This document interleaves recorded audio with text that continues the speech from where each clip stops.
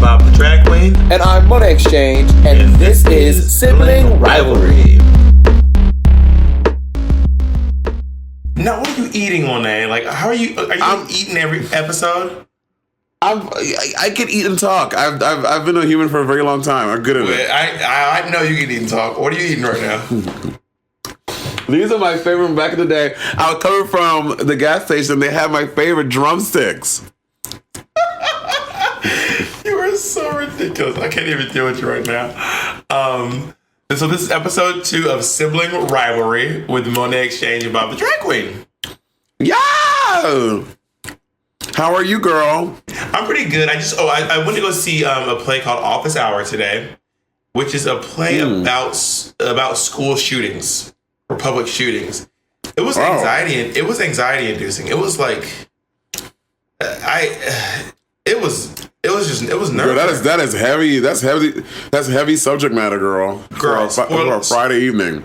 And spoiler alert to anyone out there who wants to go see Office Hour. There is a lot of shooting in this play. Like, people are just getting shot the fuck up. Okay, now question: when they do the shooting, are they how are they recreating the? Okay, so this one guy, he shoots this lady, but also every time he shoots someone, it doesn't really happen. Does that make any sense? So it goes up to a certain point, he shoots them, it blacks out, and then it goes back and replays it without the shooting. And then it goes up to a next point, then someone else gets shot, and then it blacks out, then it goes back to another point. So the shootings never actually happen. Got it. But you see them and you hear them, and it is. Ooh, girl, I was just in my chair like, this is some scurry shit. I am scared. Can we agree that it needs to be a Brenda movie, girl? It would be so good. Oh, a Brenda movie would be my full life. Brenda from Scary Movie. I'm in.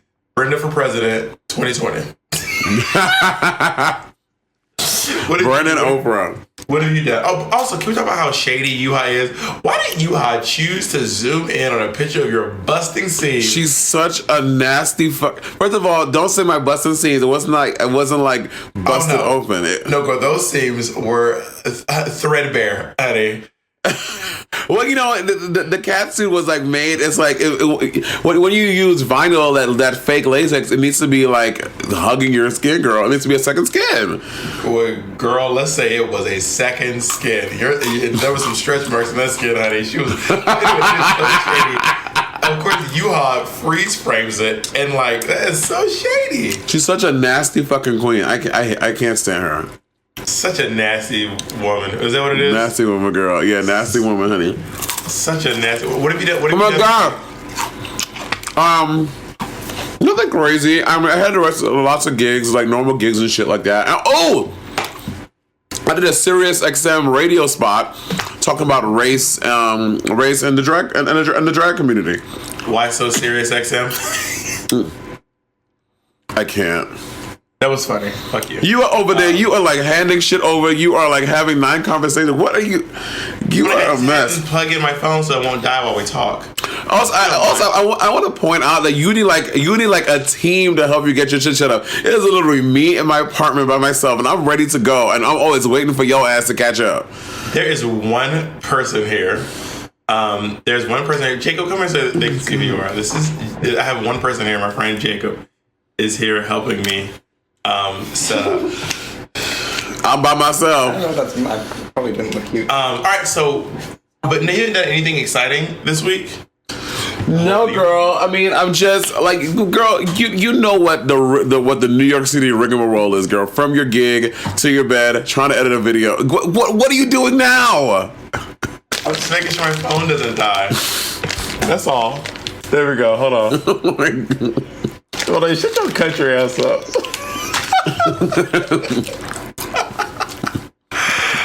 But how old are you? I always ask. I'm 20. I'm 28 years old. You about to lie. You was about to lie, and you're the worst liar. I knew you were about to lie. I'm 28. I said you was about to lie, and then you were like, "It won't get." No, it wasn't. No, because it was just. I just came 28. So you know, like when your birthday just passed, you always forget. You always say the old age instead of the new one. Yeah, I know that feeling. Yeah. How old are you? 36, 35? Okay, you're trying to be cute. I'm 31 years old, and you know I'm 31 years old. No, I didn't know. I was asking. You think I'm 35 years old? Yes. Monét, I'm not 35. We were in high school at the same time, and you know that. There was a 1 or 2 year area in time where we were both in high school at the same time. So why you trying to be real cute and sassy over there? That's always crazy to think about. Like if we were in the same town, same city, and I can imagine being the. Monét, if you and I went to the same high school, we would not have been friends. Because you were because you were a hood bitch in high school, and I know you was a hood bitch in high school. I was not. I was a hood bitch in junior high school. In high school, I was not. High school, I went to performing arts high school, so I was with like all the creatives and stuff. I was a very goody two shoes. I don't fuck with hood bitches. I do not roll with hood.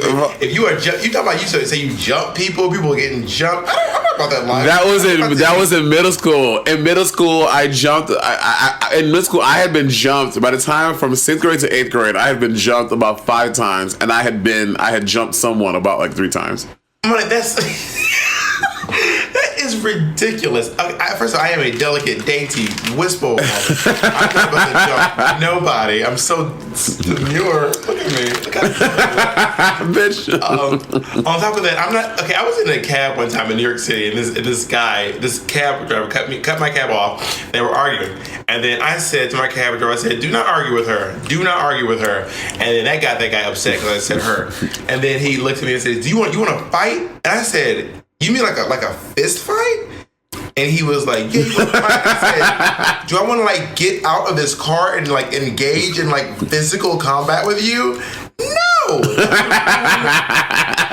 that would ruin my whole week. Like the whole, if I got out of my car to fist fight with you, that would have ruined my whole month, probably the whole year. So the hell I look like fist fighting with your crunchy ass. I was in this like 2 weeks ago. I was walking on 8th Avenue, 8th Avenue passing 50th Street, like passing by Alcone, but like on 8th Avenue going downtown. And this crazy looking dude was standing at not a phone booth, but they have these in New York now. They have these like digital charging station things where you can like charge your iPhone. Yeah, where the homeless folks all jack off and watch porn. I know. It's girl on the 135th Street. There's always some homeless lady listening to the entire Rihanna album, talking about that's my shit. That's my shit. That is so New York City. Oh, so New York City. So I was walking down the street, and then this dude, he's clear to the serve. I'm walking, and now you know me. I'm always in like a Snuggie and like my UGG boots. Yeah, I'm and like crazy as hell. And like my headphones and the big cat ears on it, looking like the only faggot. And I'm walking down, and he goes, and I see him, and so I just, when your eye just connects with someone on the street, and I look at him, and he's like, "What you looking at, faggot?" And then I look at him, and I smile. He's like, "What? What?" I'm like, first of all, I could engage with you, but it's just not worth. We're probably both gonna get arrested. And I had a giggle. Like it's just not fucking worth it. It's not. It will not. For me to go over and hit you, whether I win or lose, bitch, I lose. Exactly. It fucks up your whole day. Oh, not your whole day, bitch. If you got arrested for getting into a fist fight. Also, Monét's brother is a cop, so she got a malevolence card. Shut up! Don't say that. I don't have that in my life. If I get arrested, bitch, my black ass is going to jail for the maximum time, and I don't have a get out of jail free card. I can just slap on the counter when Deputy Sheriff Thompson rolls over. It is not like that for me, girl. So I have to do hard time. So I am not trying to get my black ass involved in any shenanigans especially up in Manhattan. I know, girl. I will say also, you look so skinny. I'm really gagging. You look like much smaller. Girl, I go to the gym every single day. My new motto is work out every day, no matter what. That's not a motto. It has to rhyme to be a fucking motto. No, all mottos don't have to rhyme, and just because it rhymes doesn't mean it's good. Like that fucking "who smelt it dealt it" shit. But that doesn't. Just because it rhymes doesn't mean it makes sense. You can. But it is true. If you smell a fucking fart first in a room full of people, it was probably your ass. And that's just a fact of life. If you're the first one to mention it, but there's some motherfucker who's farting in the room, and you're like, "God damn, who ass is farting up in this motherfucker?" One of my biggest fears in life was fart. Something happened to me on the 7 train. Did you know sometimes when you faint, you fart? Did you know this? No. So I was on the 7 train, and somehow this happened to me twice. When the train came above ground, I got dizzy or something, and I just woke up and I was on the ground. Like that is crazy, Bob. Yeah, it happened to me twice. I woke up, I was on the ground of the 7 train, and everyone's around me, and I was like, girl, when I tell you she farted, that train, girl, I was the only person knocked out on that train. Somebody else was knocked out too. That shit was messy. I was like, oh my God. Wait. Did you poop yourself or you farted? I farted. I didn't poop myself. Have you ever pooped yourself? Oh, in like 2nd grade. Also, wait, what are we, 3rd graders? Poop? Did you poop yourself? Bitch, have you shit yourself before?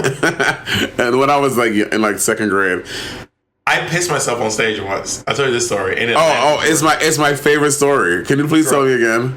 In Atlanta, Georgia, my hometown, there I have friends from high school and friends from college in the audience. And it's during the haters roast. And the way a roast works is everyone's on stage the whole time. No one gets on stage. So I was the last one because it was so funny. I was the last person. I was closing out the show. The headliner, as I'm I keep myself, I have to pee. But I said, I can get through this show. You like this? You like moving around in your chair like... Honey, left to right. When you stand up, you have to pee more. Something about sitting down makes you have to pee less. So I am now, I stand up to do my set, and as soon as I stand up, I was like, I can't. I said, I'm going to make it through this. So I start telling my jokes. I say, hey, I'm telling my jokes, and then at one point, I take the microphone, and I go sit down in my chair and try to hold it. I was like, I can't. I'm ruining my set by telling my joke from sitting down. So I stand up, and I decide to myself, I'm going to just let out a little bit of pee. I'm going to pee just a little bit. Okay, anyone who's ever peed knows that's not how piss works. So I'm thinking to myself, I'm wearing hip pads, I'm wearing tights. It'll all get soaked up. Like, it'll soaked up. No, girl, not a urine, girl. Also, you pee a lot. Well, I'm thinking to myself, it'll all stay within the confines of my tights. Also, I am wearing literally the most expensive gown I own. I don't own anything more expensive than what I'm wearing at the time of this incident. So I decided to let out a little bit of pee, and then it's just, girl, a river run through. Bitch, but when I peed, I was able to do my set without work. I was able to be funny. I was like, okay, work. I got my whole set done. And then, Miss Thing, when I tell you that I turned around, because I looked down, bitch, I was standing in the River Jordan. I'm telling you right now, honey, I was in the Great Lakes. I was in Lake Erie up in this bitch. I was like, this is ridiculous. So I turn back and look at Alaska, and I go, girl, I peed. And Alaska's like, what? I said, I peed. I peed. God. She was like, yeah, girl, you peed. I said, no. No.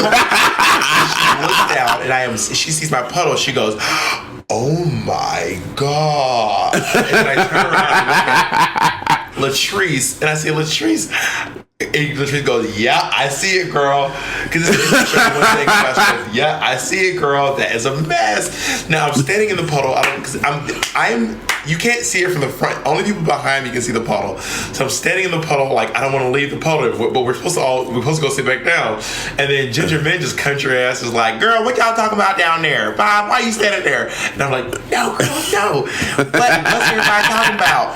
And then she sees it, she goes, and then I'm mortified, and I run off stage. But because I'm wearing a long gown, bitch, I trail. I'm like dragging the piss with me. There is a trail leading all the way off stage to the fucking dressing room in my hometown, of all places. Bob, I can't. Wait, did your family come to that show? No, I told my mom not to come to the roast, because my mom doesn't like people making fun of me. Meanwhile, you always make fun of everybody else. But I mean, this my mom, she said, so I was like, whatever. So I had to have Louise, my assistant at the time, drop off my gown. I said, I'm not taking my gown to the cleaners. I said, what's good? So Louise like, I'll take Bob, you could have taken your fucking gown to the cleaners, girl. Louise like, I'll take it, I don't care. I said, okay, work. I said, well, what are you going to tell them? And Louise says, I'll just tell them my dog peed on it. And I was like, work, that's perfect. Tell them you're I am so your gown. Also, this gown clearly doesn't fit Louise. Louise is like 5'8". I'm 6'2". I probably have 60 pounds on Louise. It's clear. It's also a black, like, flesh color. It's just clearly not Louise's gown, okay? So Louise drops off the gown, and when you drop off something at the cleaners, they take it and they go over everything. They get really close to it. Yeah, girl. They're like, a bead is missing here, just so we know there's a bead missing. And Louise is like, you don't want to, and then the guy's looking at Louis like, you think I've never seen a garment with piss on it? I work at a fucking dry cleaners. And he goes, but what I won't have is you saying I messed up your gown. By the way, you're missing a bead down here. I was like, Word. Oh, this was the blue stone one that Michael Perez made. Girl. Yes, girl. That is my most expensive garment. And you are shady because you asked me if I wanted to wear it for something. You shady queen. Man, it's been dry cleaned. Jesus. No, I'm not wearing your pissy ass gown. No, thank you. Don't wear my shit, bitch. I don't want to wear it. The garment has been cleaned and it's still expensive and it's still a nice garment. I don't believe you. I want to see a dry cleaner's receipt. If I ever But I do not have that fucking receipt anymore. Also, so this week I want to talk about celebrity interactions and TV interactions and the way celebrity etiquette and the way people think that people from TV should behave when they see people in public. Why are you saying like that? Because you know this is a very contentious topic for us. Oh, now you want to throw out those words because she went to a Ivy League school. I wrote online, Monét and I are doing a podcast together again tonight. Our subject is celebrity etiquette. Any questions, i.e. Meet and greets, seeing celebrities on the streets, stuff like that. And we have a couple of questions. Oh, shit. First of all, do you have any strong opinions about this? Tell the story about the Jessie J story. Well, the story is that once upon a time, when the Battle of the Seasons tour, the BOT tour is going on, a lot of the girls, I think it was a PG tour, so a lot of like Detox and Fifi O'Hara, all of them, they were in Australia. Michelle Visage was hosting this BOT tour with all the Drag Race girls, Battle of the Seasons, and Jessie J's people reached out to RuPaul's Drag Race because at the time Jessie J had some weird interaction with this gay something or the other, and it was coming out that Jessie J might be homophobic, blah blah blah, all that bullshit. So I guess her people reached out to the Drag Race people and were like, hey, can Jessie J perform at this big Battle of the Seasons thing? And they were like, of course, yes. We know gays live for fucking Jessie J. Gay man, we love her. She's incredible.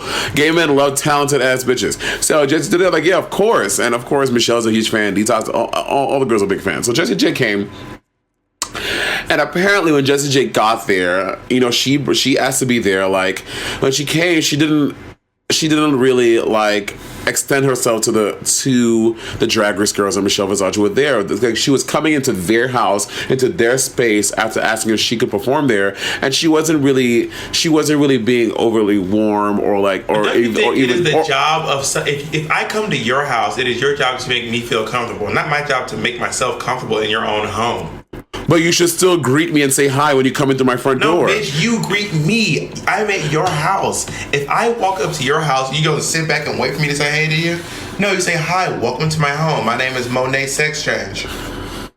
Right, but I'm saying, so Jessie J comes in, but Bob, you act like you don't know how celebrities travel. She like you're not gonna be standing her waiting for her at the fucking stage. You're like, hey, come on in. No, she came in. Someone has to greet her, and I'm sure the people of that house, whatever the performance venue were there. Like, why are you acting brand new?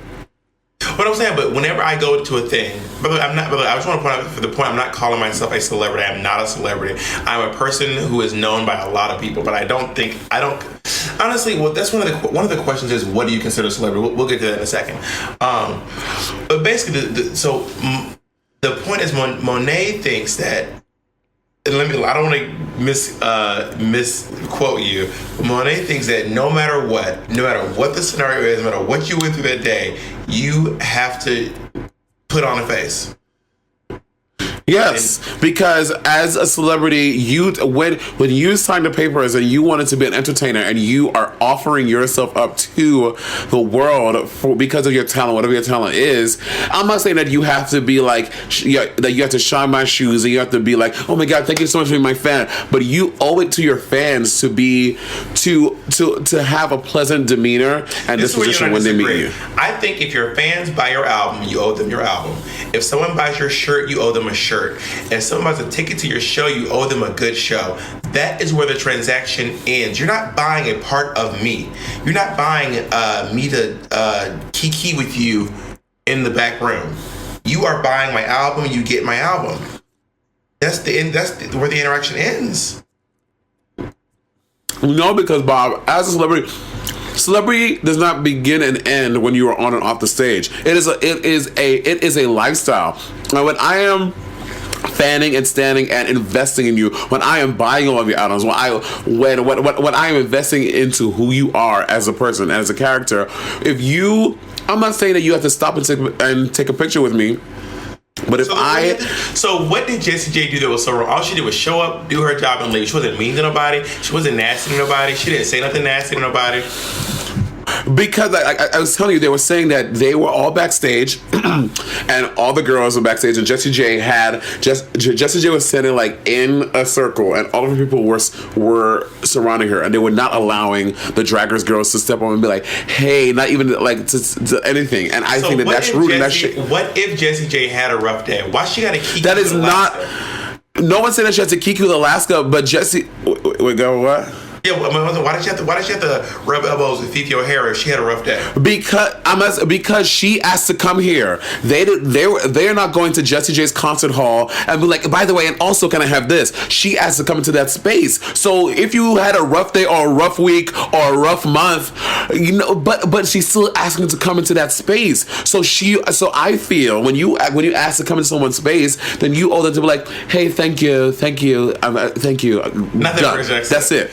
But also, you don't know whether or not she said thank you. Sometimes you can walk in. Let me right now. She wasn't. They were not. She was not allowing the girls to come into the thing. Let me tell you my interaction with people. People see me on the street. This is how I interact with almost everyone who sees me. People see me and they say, "Are you Bob the drag queen?" And I say, "Hi."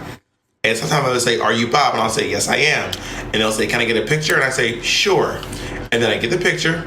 And then they say something else. And then I'll just kind of nod. And then I say, thank you. And I walk away. That is it. But then people are like, Bob was nasty and rude and mean. She didn't smile. One guy said online recently, he goes, you was nasty. And I said, well, what did I do that was nasty? He said, what did I do that was nasty? And he said, I said hi to you. You said hi back. You kept walking. You didn't stop and talk to me. Like you couldn't be bothered. Like you didn't want to talk to me. And I was like, I didn't want to talk to you. Like, I know that sounds horrible, but I didn't want to talk to you. I said hi. You said hi to me.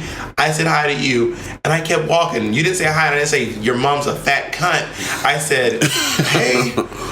And I kept it cute and I kept it moving. But I'm also. But we're talking about two different things. We're talking about two different things. Jessie J asked. That is like Bob. That's like you asking. You're like, Monét, what are your plans for Thanksgiving? Oh, I'm gonna be at my house. And you're like, hey, do you mind if I come and have Thanksgiving at your family's place? Sure. That's like you coming to my house at Thanksgiving and you're sitting down in the corner, not talking, not addressing anyone. That's rude. No, it's like if I say this. No, I listen. I just gave the perfect analogy. That was the perfect analogy. I'm about to tell you why it's not the same thing. Okay? Why?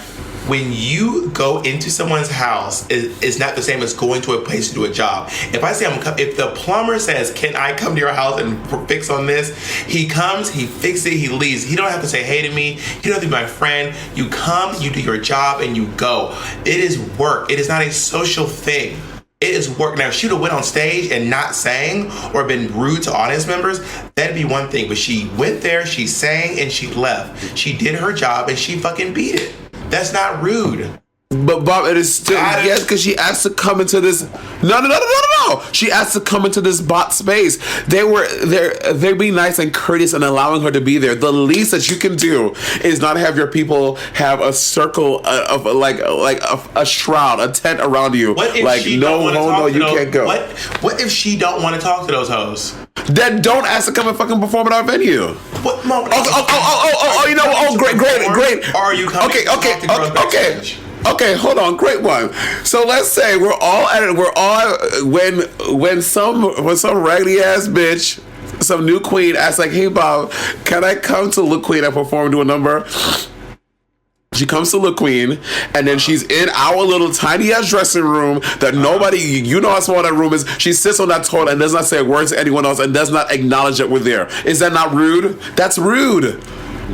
Yes, that is rude, Bob. Monet, does she perform on stage? She did, but you're saying it's not rude. Answer my questions. You're saying it's not rude to prove your point. It is rude. It's fucking rude. Does she do a good job on stage? I don't know. She's young and raggedy. Probably not. You're creating the scenario. She probably does. She's a new queen. Probably not good. It's a person you made up. You can say if she did it good or not. Did she do good or not? No. Okay, she didn't do a good job. She's sitting back there. Is she mean to anyone? Did she say anything mean? She's not saying anything. She's acting like we don't exist. She's just sitting in the corner like we're all in a room and she just there like. Some people are quiet people. Everyone's not social. It's not about being quiet. It's about you don't know if Jessie J is the shyest person on the face of the earth. Some people have social anxiety and have a hard time making eye contact. You are making up conditions now. Now you're a doctor. You're diagnosing her with conditions. I did not make up a thing. So, not everyone is comfortable chit-chatting and no one is saying that, but it's still rude if you don't acknowledge people when you ask to come and perform in their space. And of course, also you are taking this scenario. No, I'm tell you right now. This is something I know too. Whenever a scenario happens, you have to make it way more dramatic.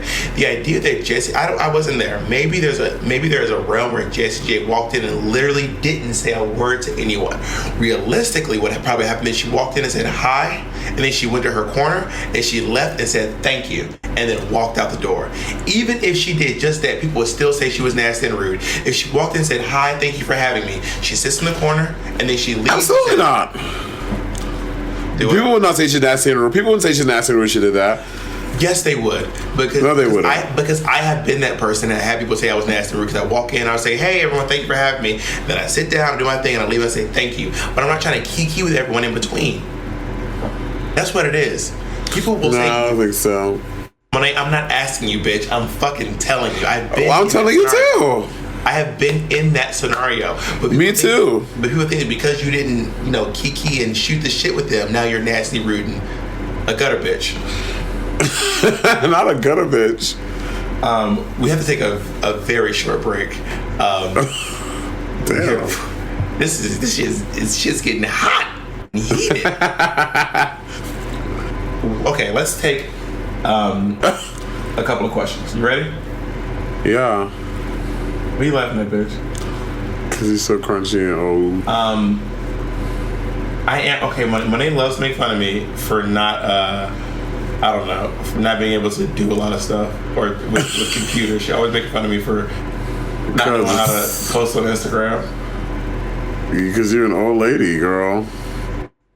You do have a very old soul. Okay, talk to me about. Okay, first of all, what do you consider a celebrity?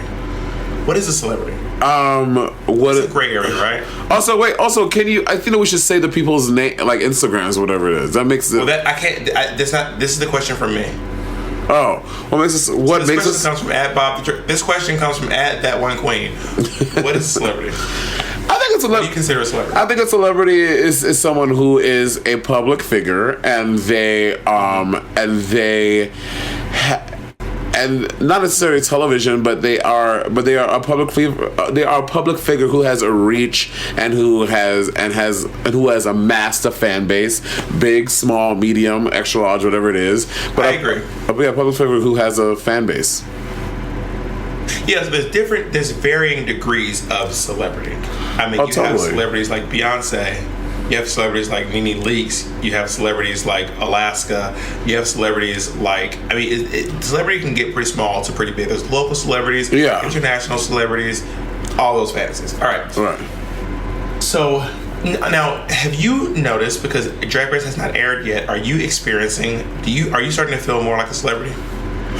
Honestly, Not really, because no shade, but I've been a pretty big name in New York City, so I mean I was used to people like sending me weird stuff and weird requests on social media, on Instagram or Facebook, all of that. I mean now I guess it's people more so in other states now, but I feel like I've always felt that type of fandom for people in New York City. Also, New York is a very big city where we get random people from all over the world all the time. So I don't really feel that much different. Work. This is a question from at Mattel X. Mattel X. Is she a Trixie fan? Oh Lord. Girl, Trixie fans love to make their Instagram name all about Trixie. I can't even deal with this. Like, my name is at Oh Honey Mattel. Do y'all find it okay when fans will try to strike up a conversation with you rather than just say they love you and ask for a picture and move on? So basically, speed versus substance. What do you think you'd rather prefer? Okay, wait. Say it again. I'll paraphrase. Would you rather have a fan walk up to you and try to strike up a conversation, or just ask for a picture, say I love you, and beat it? Oh, girl, I want, yes. Just say, hey, how you doing, and beat it. Because you have a fan come, and then it's like 25 minutes later, and they're like, and I'm like, girl, let's move this conversation along, mama. Well, I also feel like, too, before pre-drag race, and you can attest to this, when you're in the bar and someone wants to come up to you after the show and tell you how good of a job you did, this is the conversation. I'll be the person and you be yourself, okay? Monet, you are amazing tonight. Thank you. No, you were really good. I'm being serious. You were amazing. Thank you, baby. I appreciate that. No, I'm not fucking kidding. You were. What's your name? I've ever seen you. What's your name again? Brad. Thank you, Brad. Thank you so much. Brad. Thank you so much for coming. No. I'm not even being nice. You were like. I mean, am I lying or is that what it is? I mean, that's what it is. And it's you saying thank you and them saying no, and you're like, oh my god, it's like a circle in a circle. Oh, also they love to tell you how much better than the other queen some other queen you are. I don't like when someone wants to give me a compliment by disparaging someone that I like. I know. No. Oh, they love doing that, girl. They were like, oh, Bibbidi Bop was here on Friday, but you are so much better. I'm like, but then they're gonna go on Friday and say that this was better than Saturday. You know what I mean? Years ago, I was at an industry studio show called Queen. You love telling this fucking story. It's a good story. A guy came up to me once and he said, "Bob, I saw you at Queen. You were really bad." And I was like, what do you mean I'm really bad? And he was like, you did this like hip hop number where you came out like a big garbage bag, and then you kind of away, and then you like tried to do like Nicki Minaj, but you didn't know the words. You just danced. It was just sloppy and it was bad. And I remember thinking to myself, I was there that night, but I was in the audience watching Monet Exchange do that. And he basically went to me and was like, wow, Monet sucks, but he thought it was me the whole time. You know what I said? To him? I said, I just looked at him and said, we all have our off days. I did not throw you I don't believe bus. you. You probably said it was Monet Exchange. Then you gave him my house address, and he showed up at my apartment to let me know. I said it was Macaroni X Cheese. It was Monasty Exchange. It was Slow Mo. So shady. Okay, what? Here, this is a question from at Dyke Agenda. Yes. That's their name. What's the weirdest thing that happened to a Rue girl by a fan? Because some of them are messy AF. You tell me. I mean, I don't have. I mean, I'm not really a Rue girl yet, but I've heard some stories. Well, I want to hear one of yours. People would follow Katya to her hotel room. How would they find Well, when you go to certain towns, it's kind of like at a certain point, like the promoters always put you up in the same hotel every time. They'll find out what your hotel is, and they'll wait in the lobby for you. Word. I've had fans wait in the lobby for me, but not as bad as Katya. Katya's had them find out where her room is, and like it's extra. I mean, if they're hot, I'm into that. Yeah, if they're hot, but it's usually I don't know. I once had a. It's usually like a 14-year-old girl, and I don't find that hot. So don't owe me. I'm not trying to fuck a 14-year-old girl. I did once have a guy walk up to me at Play in Nashville, Tennessee, and he goes, I know you're trying to be incognito, and I said, you just walked up to me and called me a Negro. That's what you just did. And he goes, but are you sick of cute redheads telling you how amazing you are? And I said, that's very kind, thank you. And he goes, no. That's what you say to everyone. I want something real. And I said, I don't know what to tell you. He goes, well, at least give me a hug. And then I said, I'm not about to hug you. He goes, fuck off. And then he stormed away. Bob, why didn't you just hug him? See, that's being mean, girl. Okay, one, he walked with me and called me a Negro. And also, on top of that, too, I'm not obligated to hug people. This is my physical space. I know. That I agree with you on. What are some of your most memorable gifts from fans, good or bad? That is a question from @numbskull430. Oh, I have one. So, I used to do, when I first started working in New York City, I worked at a bar called Pieces downtown in the historical West Village, really close to Stonewall. And I was performing, I was doing my thing, whatever, on stage, and then it was a good show, and people were tipping me, and this guy walks up to the stage and he throws something in the bucket. I was like, what the fuck is that? And in the number, so I kind of go to the bucket in the number, I look over, and it is just a bag of cocaine, a full-on little bag of cocaine. I was like, and I've never dabbled in drugs. I've only smoked weed before, and that's even too much for me. Now, tell your story about the time someone tried to make you do coke in the bathroom at the Ritz. Oh, girl. So there was another drag queen. She's since moved away. And this is when I was first getting into the scene. And I was like, I wanted everyone to think I was cool. And I was like this dope person, blah, blah, blah, blah, blah. So it's me. I'm peeing in this bathroom on the second floor of this club. And then as I finished peeing and as I'm opening the door to go out, this drag queen and her two other friends, they pushed me in because they're trying to get in, and I had the door locked.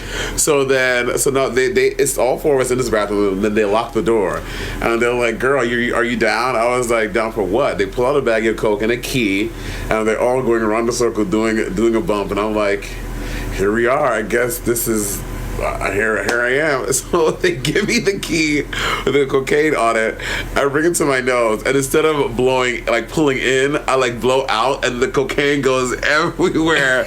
And they're like, "Girl, what are you doing?" I was like, "I don't know. I'm just so fucked up." Just trying to be down. Well, that is an after-school story if I ever heard one. Then you grabbed your backpack, home and did your homework. I wanted them to think I was cool, girl. That is so. Okay, you can't tell those queens' names, but what do their names rhyme with? No. I think her name was like Mitten with a Tip or something like that. I don't know. Shut up, bitch. I think one of the most interesting gifts I've ever received when I went to Brazil, it's in my basement right now, hanging up. It's a huge, 4x2 painting of me. Oh, the construction one? Yeah, it's like a massive. It's so good. Massive painting of me. I don't know how they even. I had to break it off the frame and roll it up, and then bring it back to America, and then reframe it. It's that big. It's so good. I don't know how they thought. I was going to get that thing home. But I remember when it was your birthday. I want to say it was your birthday before you got on Drag Race. Mm-hmm. And you were doing your show at Barracuda. And people, after the show, it was a meet and greet line, all the way to the pool table. So a good that's a good 20 feet of people lined up to give you presents for your birthday. It was the craziest thing. I was like, this bitch is not. She's not even on RuPaul's Drag Race. She's not even who cares? Bitch, I was the queen of New York City at the time, Miss Thing. I know you were not. Walking and talking. I was the queen. Monet, you can acknowledge that before I went on Drag Race, I was the queen of New York City. You better acknowledge it right now. Tell the truth. Monet, tell the truth, Shame. I'll admit this. You were the queen, one of the queens of New York City before you went on Drag Race. I am the queen of New York City currently. Monet, even though I'm in Berkeley, California right now, I am still the current king of New York City. Sasha can have Brooklyn. I have Manhattan. This thing. No, you were very much adored in New York. Let's do one more question. This is a question from at Peter C. Barnett. Do you believe people should pay for a meet and greet or get them for free? They should absolutely pay for meet and greets. I think that, I will be very excited to meet fans and to like put faces to Instagram handles. Like, what was it, Dyke Queen or Dyke Manager, whoever it was? Yeah, I don't remember Dyke's name. It was Dyke Bitch. I don't know what it was. I would love to put a face to that name and meet them, but I don't think we're obligated to do so. So I think paying for a meet and greet falls in line with that. Yeah, I think And I actually, contrary to popular belief, I actually really like meet and greets. Not really like them, but I don't mind doing meet and greets. I'm not like, I can't fucking stand meet and greets, which is why I do. DragCon is essentially the longest meet and greet that you'll ever have. It is I can't wait to see it.